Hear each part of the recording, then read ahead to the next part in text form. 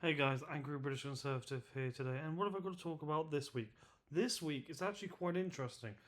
A couple of weeks ago, that on the BBC it was reported that teachers are going to be given special training to be teaching boys, or sorry, make it more aware that boys are being misogynistic, and then boys will be on special courses if they show signs of being misogynistic. Now, it could be they'll be sent to behavioural courses as part of the government's long-awaited strategy to halve violence against women and girls in the next decade.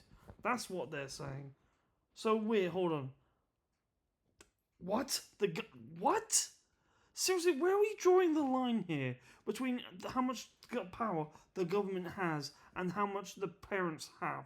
Seriously, it is a parent's job to parent, not the government. I'm sick and tired of this whole left-wing woke agenda filtering through to everything and literally destroying every single thing.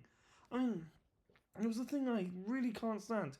This whole hyper version of feminism as well, while we're at it. Because that's the best way of putting it. Hyper feminism. And what I mean by that is, oh, women don't have rights. Women don't have this and this and this and that. Hold on. Let me get this straight with you, okay? Women do have rights, okay? They do. Especially in the United Kingdom, United States, everywhere in the West, they have rights. And the whole idea of that they are not equal. I mean, there's an example I often use, right? And this is how I see it, okay? When I was working in a warehouse once in Amazon, this is what came about. There was a woman there who needed help with the crates in the boxes for the Amazon trucks, and I said, "Do you want any help with that?" And she said, "Oh, thanks," because it was part of my job anyway to help out and sort the parcels out, and that's fair enough. I helped her out, and it got me thinking though. These hyper feminists, which is what they are, or if you want to call them that, anyways, want them all, women and men to be equal. So in that term of events, right?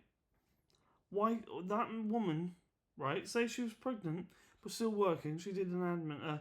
She needed to work. By that logic, she should be able to pick up that crate box and carry on just as normal.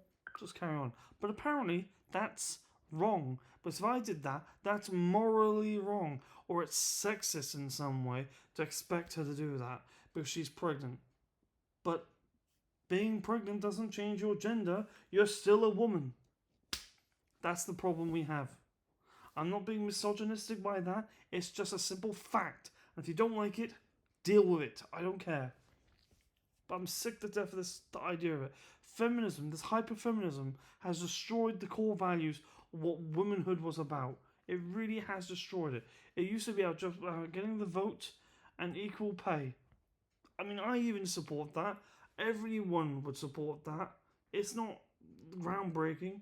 Maybe in some countries it probably still is, don't get me wrong. But in the United Kingdom, there is a wage gap, and it's true. Men are paid more than women. But here's the thing. I've never ever seen a construction worker, who's actually laying down heavy, picking up all the bricks and putting them down. There are some things that men are made to do better than a woman. And the same goes for women. There are some things a woman can do better than a man. I just think it's absolutely disgusting how we've got to this point. But bringing back to my original point about these quote-unquote boys to be sent sent on courses to tackle misogyny in schools. God help us all. Really. We need to get a grip. Okay? Before we have lost completely everything about this country. Seriously. I'll see you all in the next one. Bye everyone.